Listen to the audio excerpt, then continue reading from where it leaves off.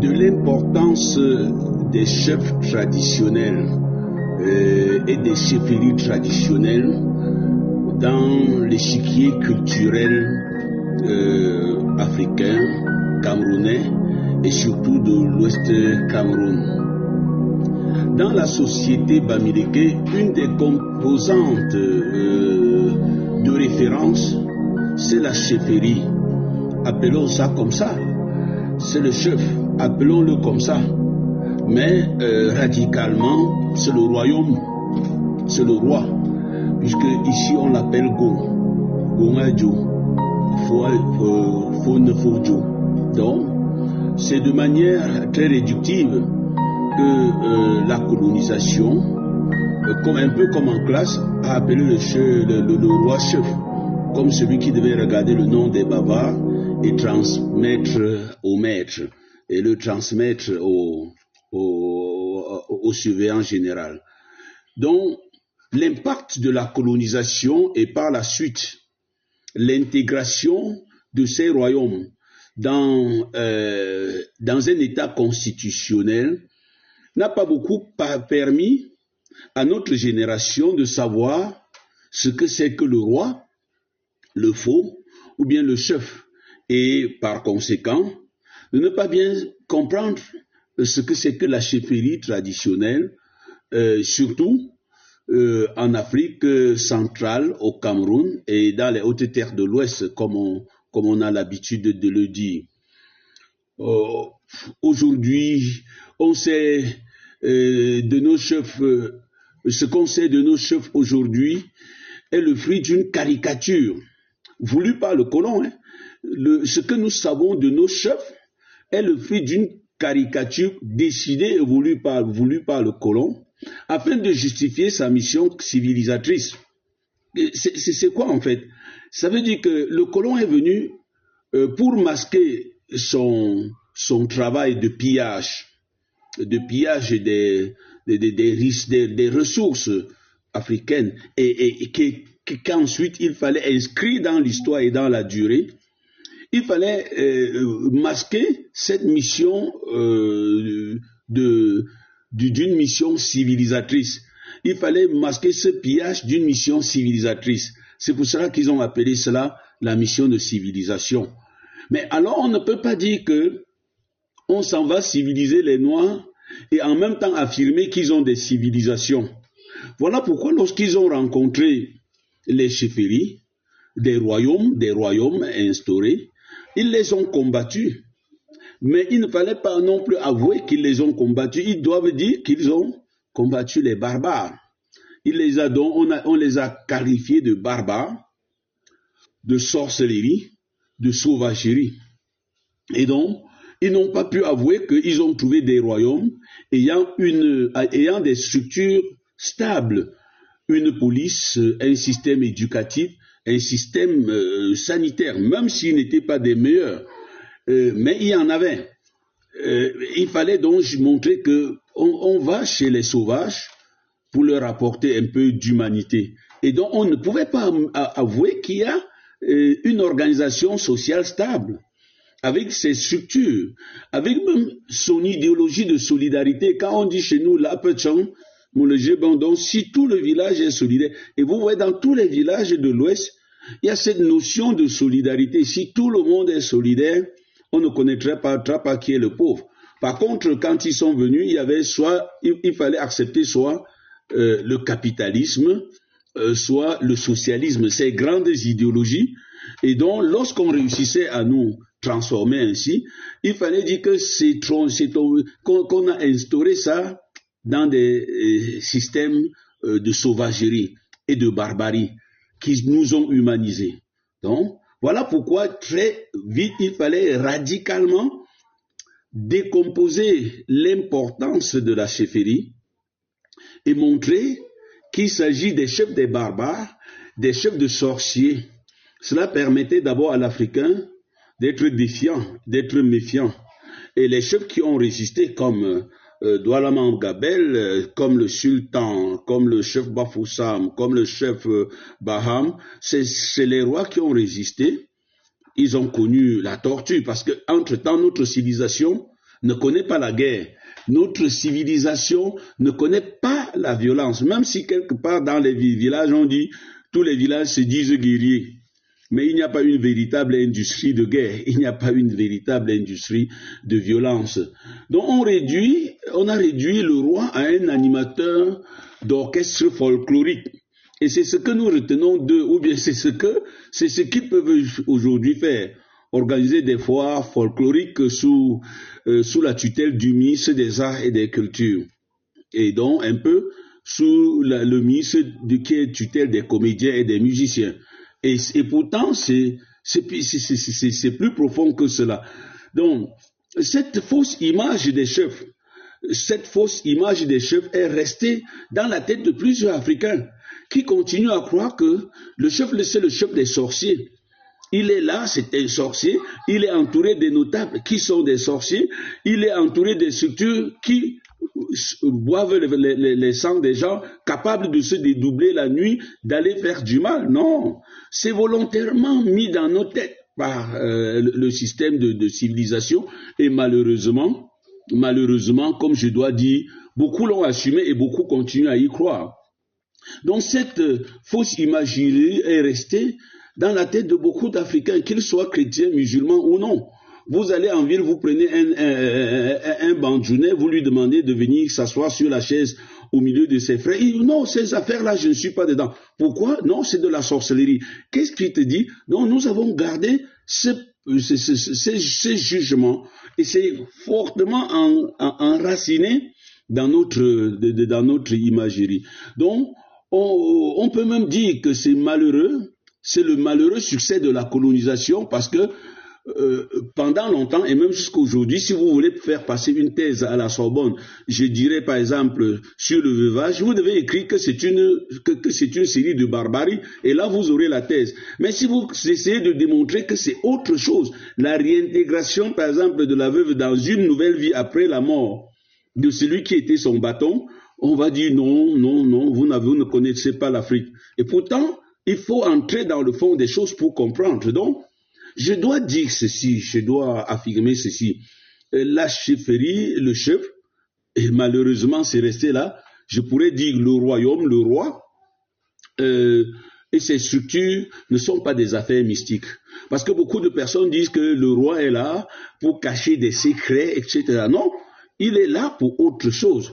Il faut déjà dire que l'Occident aussi a connu des grands royaumes. L'Occident a connu des grands royaumes. Le royaume, l'empire germano, l'empire romain, ainsi de suite aujourd'hui, le royaume belge, etc. L'Afrique a connu cela, l'Occident a connu cela. Mais on n'a jamais vu quelqu'un les taxer ou taxer leur structure de mystique ou bien encore de barbarie. C'est curieux. Donc, on n'a jamais dit que Louis XIV était un sorcier, mais plutôt l'histoire le montre comme un grand homme d'art.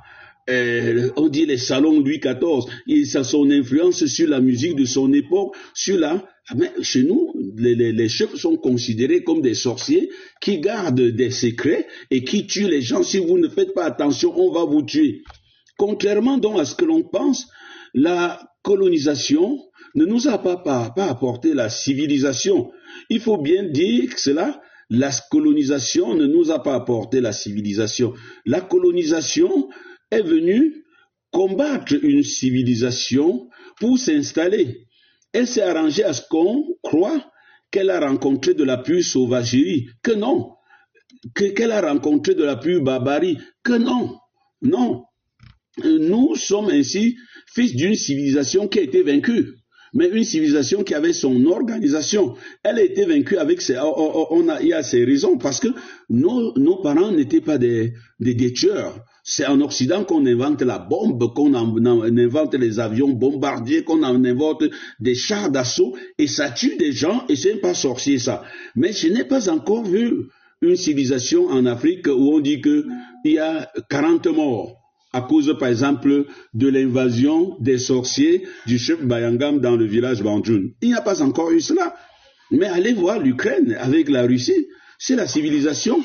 Tous les jours, il y a des personnes bombardées. On n'appelle pas ça sorcellerie, on n'appelle pas ça magie, mais ça produit des morts. Mais j'ai dit ici, là où on dit que nos chefs sont des sorciers, je n'ai pas encore entendu dire que le chef Bati est allé chez le chef Bagam avec une cohorte de sorciers et il y a une hécatombe. Pourtant, les génocides chez nous, c'est les fruits de la civilisation qui nous a été apportés. Donc il faut redire que nos chefs ne sont pas les chefs des sorciers et nos chefferies ne sont pas des laboratoires de sorcellerie. Il faut dire donc que sous la civilisation que le colon a trouvée, nous n'étions pas si tristes que ça. Nous n'avions pas la voiture, nous n'avions pas le téléphone. Et beaucoup de ceux qui disent aujourd'hui, il faut faire le retour, je ne sais pas de ce qu'ils entendent par retour. Nous n'avions pas ça, nous n'avons pas ces moyens de colonisation, ils ont apporté, mais nous étions heureux. Aujourd'hui, nous avons tout ça, mais je ne suis pas sûr que nous sommes si heureux que cela. Et donc les rois étaient les gardiens des us et coutumes qui permettaient aux gens d'être heureux. Malheureusement, aujourd'hui, nous avons tout ce qu'on nous a apporté et qui est bien, la très bonne médecine, la très belle communication, l'école, l'écriture des langues modernes, dites modernes, comme s'il y avait des langues non modernes. Pourquoi modernes? Je ne sais pas. Donc, je ne voudrais pas toucher toutes les questions à la fois, mais les gens étaient heureux. Et le roi est gardien des us et coutumes dans le sens où il gardait cela pour que les gens soient heureux. Il s'arrangeait à ce que le village soit heureux, à ce que le riche et le pauvre soient difficiles à identifier. Or, notre civilisation a ceci de caractéristique que le riche doit être différent du pauvre. Celui qui a le pouvoir doit être différent de celui qui n'en a pas. Donc, ils ont trouvé une civilisation dans laquelle les humains étaient heureux. Ils nous ont rendus malheureux en nous opposant les uns aux autres, en créant des frontières, en créant les oppositions. Donc, les chefferies traditionnelles sont donc des royaumes qu'on a assujettis d'abord à la colonisation et ensuite intégrés dans la République. Mais on doit penser que le chef est mieux qu'un organisateur de danse traditionnelle. Il est mieux qu'un chef sorcier. Il est entouré des notables. Ces notables sont ses conseillers sur le plan de la société. Et donc, pour être encore plus précis, c'est eux qui garantissaient les libertés individuelles et permettaient aux gens de vivre leur liberté, même les libertés religieuses. Je vais prendre un exemple à Banjul. Il y a des deux côtés de Banjul, il y a deux quartiers qui s'appellent d'un côté Diogo et de l'autre côté Djomgo. Donc la route des étrangers, ceux qui venaient du côté de Bagante trouvaient Diogo vers Semto, et ceux qui venaient du côté de Baham trouvaient Djomgo. C'est-à-dire la route des étrangers. Il y a même la danse des étrangers, Gogo, donc la souffrance des étrangers. Donc pour montrer que les chefs étaient forts par cette ouverture à tout ce qui était bien et qui entrait dans leur royaume. Voilà même pourquoi, fort de notre foi en Dieu, ils ont accueilli le christianisme parce que le christianisme était une très belle contribution à l'amour, à la solidarité, au pardon, le christianisme était une lumière sur nos coutumes. Donc, en ce temps où certains rois, peut-être on a dit à certains rois qu'ils étaient des dieux, notre coutume l'a jamais dit. Parce que chez nous, on dit plutôt Sibefo, que c'est Dieu qui est roi. On dit Dassi, il n'y a que Dieu. On te dit Nintendem, qu'aucun homme n'est Dieu. Donc, ou dans notre société, où même le chef reconnaissait cela. Ou quand le chef dit, on appelait Mnieboumdje, donc les yeux qui voient partout, il dit, qui vient me le dire si ce n'est vous. L'humilité des chefs était le fondement de leur force. Donc, en ce moment où nous pensons que les chefs ont écrit une lettre, ça manifeste certainement un mal-être, un malaise. Au lieu qu'ils prennent la foi catholique comme souffre-douleur, ils auraient dû plutôt solliciter la contribution de tout le monde et surtout même la contribution de l'Église pour une redéfinition de la mission des rois. Je pense que, par exemple, ils peuvent toujours, comme gardiens des us et coutumes, commencer à s'ériger à cette divulgation de la dépravation sexuelle dans nos sociétés. Si tous ensemble, ils écrivaient pour refuser certaines tendances sexuelles, vous me voyez venir, si tous ensemble, ils écrivaient pour demander à leurs fils de déposer les armes, parce que certains de leurs fils dans le sud-ouest et au nord-ouest, au lieu de résoudre les vrais problèmes, ont tué des chefs. Mais il n'y a pas eu de réaction.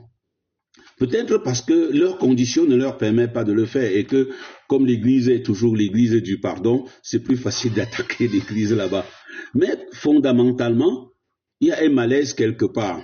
Et il faudrait, pour ne pas perdre notre culture, et ça, ce serait dangereux, redéfinir, aider les chefs à se redéfinir et à les redéfinir. C'est pour le bien de notre société, c'est pas pour le bien de ces chefs seulement, c'est pour le bien de notre société. J'imagine une société dans laquelle les chefs commenceront à écrire au président pour dire nous ne voulons plus qu'on parle d'homosexualité dans cette société.